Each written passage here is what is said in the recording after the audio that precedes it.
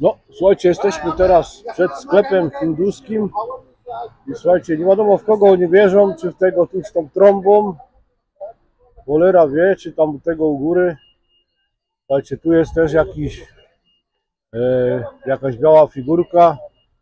Za bardzo mnie zadziwiają te z tą trąbą, nie wiem o co tu chodzi. Oni się modlą do tych z trąbą, słuchajcie, chyba.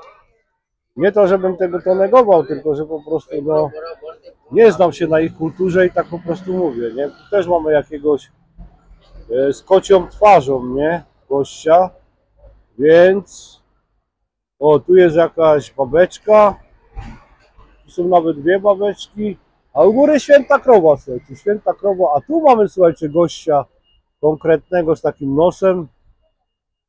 Cholera wie, do kogo oni się modlą, już w końcu sam nie wiem, ale chyba do tego mi się wydaje, z tą trąbą.